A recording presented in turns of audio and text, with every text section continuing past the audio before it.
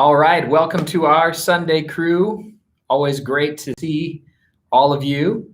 And we got some big questions today. We're gonna fire away, but always really appreciate being with you guys once a month on Sundays. So are we ready for our first question here? Yes. Hello, Justin. This is from Lucas. Okay, Lucas. All right. I would like to know, what do you think of the Beatles as singers, and who of them do you think had a better vocal technique? Who is the better singer? Oh, I love this question. What a good question, man. First of all, I'm a big Beatles fan, huge fan. So I know a lot about them. I've been pretty into them most of my life. And I would say that of all four Beatles, it's got to be Paul McCartney, if you're talking about vocal technique, vocal chops. John had a sort of interesting voice, and George didn't do a lot of fireworks with his voice, pretty simple stuff. Same thing, Ringo. But Paul, when we hear Paul, he was just an incredible mimic. And a lot of the sounds that he was making were imitating other rock artists, R&B artists of the time, Motown, soul, things like that. He could mimic so many different Beach Boys, so many different artists, and had a huge range and just this incredible ability to take on different vocal styles and qualities. So Paul is my very, very favorite Beatles singer. I love all the Beatles, but if you're asking who's the best singer, in my opinion, definitely check out anything that Paul sung, and he's still singing today. That also should show you something. Okay, good question, fun question, I love that. And next we have Boo Hockey, one of our very good friends, Boo Hockey. Yeah, on the video about the solar plexus, you said that we shouldn't squeeze it, but your lower abs squeezed. I felt the breath support when the lower abs go up and the solar plexus seems to sit on it. Is this right? I think so. I'm going to unpack that topic and hopefully clarify. So in ideal breath support, this area, the solar plexus area, we don't want to engage it. We don't want to squeeze it. And when you stay loose in this area, oftentimes it actually pops out. If it doesn't pop out for you, then it should at least stay very soft. We don't want it to feel like a muscular engagement, like a crunch. Okay? You don't want the sternum to come down. You don't want this area to get tight or engaged. All right? When you do engage that area, what happens is it pushes out the breath too hard, and it also squeezes the vocal cords, both of those things. So that's the reasons we don't want to be engaged here, vocal cords and breath pressure together. Now, you're asking about the low abdominals, all the way down, the deepest abdominals. That region can and sometimes should engage. Now, the engagement is subtle. It's practically nothing.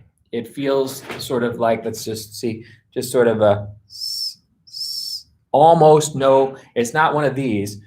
We're not pushing the belly in. It's just a very, very small engagement. So if you feel nothing or just a very little movement, then you've got it right. But the biggest part, Boo Hockey, is what you said, staying soft in the upper abdominals. Okay, good, very good. And now Eric, once again, 2 times the Eric. Love that, doubling up on Eric. Hi, Justin, hope you're well. I was wondering, how does one scream, shout in the vein of Prince, James Brown, Marvin Gaye safely? Prince does these intense screams. I wonder if it's safe to do. There's a lot of variety, Eric, of rasp and distortion. And we haven't covered that on the show. We were planning to do that this year, but with everything that happened, we haven't been able to do what we wanted to do. But we will be covering rasp and distortion on the show. In brief, there's several types of rasp and distortion. All of them can be done safely. However, all of them do run a risk of harming your voice. Okay, so the answer to your question is yes, they can be done safely, but you have to explore it and study it, hopefully with a rasp and distortion specialist. We've got some on our staff and some people that we recommend. But there's various types. You've got the false, you've got the true vocal cords with like a fry. You've got the false vocal chords, which is more of a yeah kind of situation. You've got the arytenoids, which is a kind of situation. You've got the epiglottic growl, which is a kind of situation. And you've got a kind of uvular distortion. And these can be done in different ways and in different combinations. What it comes down to, Eric, is finding which thing in the throat needs to be squeezed or constricted to create the distortion. And when you're creating that constriction, making sure that it's not too forceful, too tight. And once again, you're not pushing breath at that constriction. It takes a lot of practice and a lot of detail, just like anything else in the voice. We sometimes think that those gritty sounds are just violent, but they're actually not. They're as intricate and subtle as anything else that we would work on as vocalists. So stay tuned for that, but the answer is yes, and I hope I kind of showed you a couple of the main varieties that exist. All right, what do we have? J.S. Frederick, another J.S. Hi, Justin. I would like to know about inhaling tone and inhaling vocal fry. Could you tell us about it? How it helps, what it does, how to do it effectively? Well, sure. So if we're going to inhale any sound, right, we could breathe in and create a note, right? I could also inhale a vocal fry. That is another distortion, by the way, but it counts as the one that I said, vocal fry. But I can also, I can inhale on it and it creates another sound. I don't think there's a ton of benefits to it, J.S. Frederick. Where it's got a little bit of a benefit is, in my opinion, whistle voice. If you're needing whistle voice, you don't need whistle voice. But if you want whistle voice, inhaling is a much easier way to do it. And if you're doing that little fry, I'm inhaling right now, and we start to take it up high, you get right into whistle voice. Why that is helpful is, remember, when we're blowing out, the air travels up, hits the vocal cords, and then they start their sort of wave-like motion. So they're being hit from the bottom. And the bottom edge is where we get our low notes and our strong notes, our kind of qualities. The top of the vocal cords is where we get our lighter sounds. So when we inhale, we're hitting the top first. And so it can kind of help you get up into that whistle voice for that reason. But other than having a kind of weird quality or the inhale distortion, there's not a lot of benefits. It's just something maybe to play around with and to know about. If you want to kind of have vocal mastery and do everything with your voice, it's fun to play around with that, but you don't really need it, and it doesn't have big benefits. By the way, people say it will hurt your voice. Don't worry about that. It is not shown to be a destructive thing. It's just it's one of those things that's people always sort of say. It's like, don't drink cold water or hot water. That will hurt your voice. It's like, you'll be fine. Same thing, inhale phonations. They're very healthy, but they just don't have a lot of practical benefit. All right? Good stuff. Thank you, J.S. Frederick. Now, Vincent the Prince. and as we've come to know, a real prince, which we love. And I think a female too. I have a note here that Vincent the Prince is actually female. So I hope we're right about that. Hi, Justin. I've been singing Home from Beauty and the Beast. Good. And I've been having some trouble sounding delicate without running out of breath. Mm-hmm. Yep. I also struggle to bring a bit of power to the song. And I think my problem is that I'm not getting a good head dominant mix. I could be wrong though. Nope, sounds right to me. Are there any exercises you'd recommend? Yes. Okay, Vincent the Princess. Compression. You got to be thinking compression for all the reasons you said. You want to have a head dominant mix, but you need a little bit more power in it. You're running out of breath too fast. All of these things are showing us that at the fold level, you're not getting enough of that closure. You're not getting a firm enough kind of adduction. And even if the sound isn't breathy, you probably still need to go in that direction, okay? If it is breathy, then definitely go there. But even if it's not, it sounds to me like you need a little bit more compression. So, as we've worked on in the past, we're thinking of the consonants B, D, and G, the voiced plosives, very, very effective. So you might take a vowel that you're working on, let's say it's the E vowel, and do a beep, beep, beep, beep, beep, beep, beep, that sort of thing. Making sure that it doesn't beep, beep, beep, get too light, but beep, beep, beep, gets a really nice compression. Beep, beep, beep, beep, beep, beep, beep. You could do it with the B, the G, or the D, any vowel. I also recommend vocal fry and getting some of the closure that way. Sort of a right? Starting the chords, really touching, and then off you go. Finally, the glottals are great, which would be or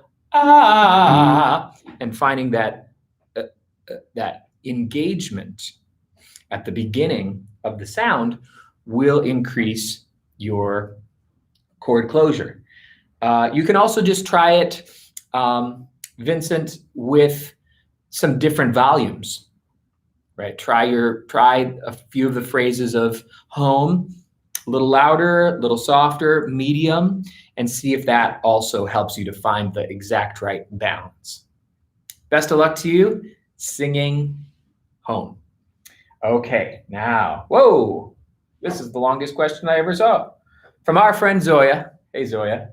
Hi, Justin, I'm having trouble with C5 through D5 when it comes to a song. As soon as I see something like, wow, I need to have this. C sharp for, okay, my goodness. My former teacher told me to spread the vowels, but as it makes the sound too shouty, tense, and rigid, I'm trying to do the opposite. But sometimes I slip into some kind of light head voice. If I were a male, I would call it falsetto. Should I start mixing earlier in order to smooth out the passage on these notes? Or should I, on the contrary, drag some chesty qualities higher? Or does it depend on the style or the song? Would it help if I sing these passages backwards, starting from the top? Any advice? I guess that all I want is an effortless, smooth mix. Okay, that was difficult, but I think I understand. So female voice, we're talking about the territory between C, actually C4, all the way up the octave to C5 through around D5. So basically the entire middle voice. And the issue is that it's too light, and that the teacher is saying to use embouchure adjustments to make it not light. And Zoya very wisely points out that's not working. What's the answer? Zoya, you knew it in that question there. It's the dragging of chest, okay? But don't drag it with the spread. So I think you actually kind of answered your own question. Can you, Zoya, once you get to that C4 and that middle territory, can you stay as beefy, as chesty, as thick as you can without making the embouchure change? Keep the same shape, because then the sound is going to be absorbed in the head resonance. You're not adjusting your resonance. You're keeping it the same. And you're keeping the register also quite similar. This will allow the power to come up to around that C or C sharp without you getting wild and spread and pushed. Okay? So that's my advice there. I think that's going to work some wonders. Same face, same strength. Take the strength up. Don't change the embouchure. And you're going to smooth that territory out in a hurry. Okay?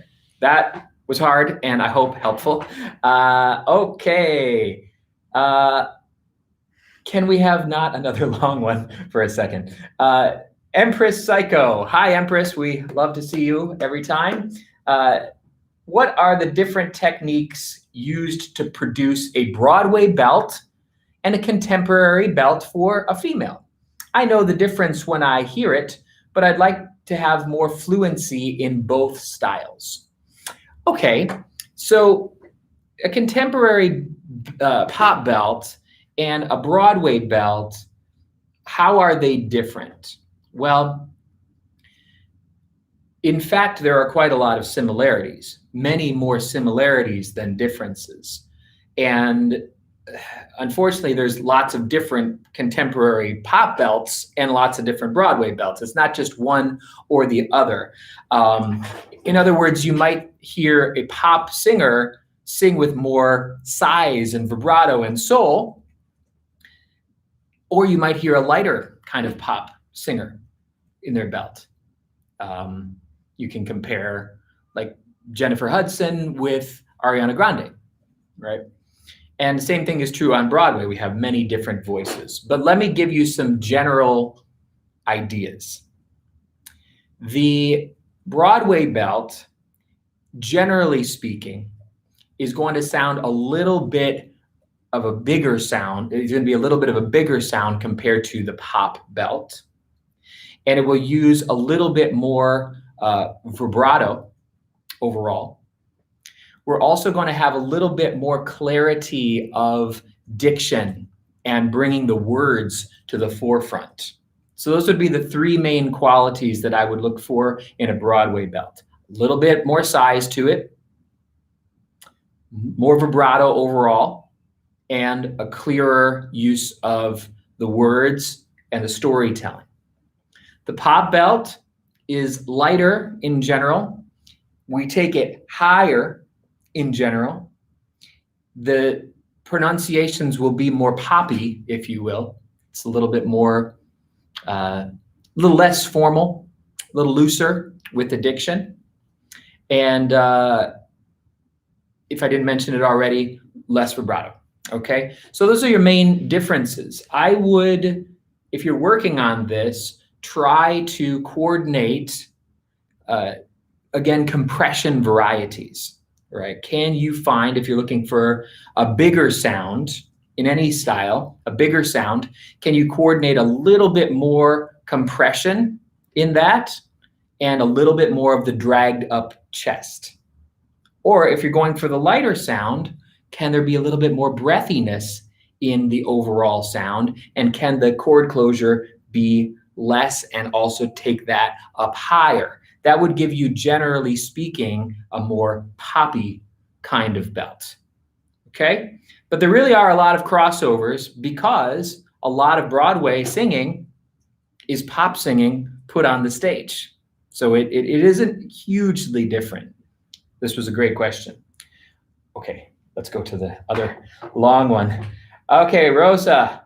Our friend Rosa. Hi, Justin. It's me again, Rosa. I struggle to switch from my chest voice to falsetto. When I sing, my chest voice is stronger than my falsetto, so I use nasal resonance for high notes, but it sounds less powerful. It only happens when I sing a song. In exercises like yodeling, my falsetto can be strong as my chest voice. I wanted to use reinforced falsetto, but I had a hard time controlling my vocal cords. I tried Mulan's song, Loyal, Brave, True. I'm having trouble with the chorus and the bridge. Instead of falsetto, should I use mixed voice? And I also have a problem that my head dominant mix is not strong enough. Do you have any advice? Woo, man.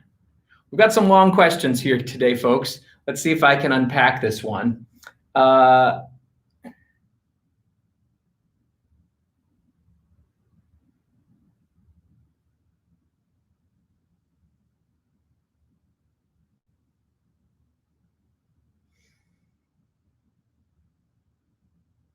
I'm thinking, Rosa, that your suggestion about head dominant mix should be your focus, because you said your chest voice is plenty strong and your falsetto and head voice are available, but you're having trouble implementing them into songs.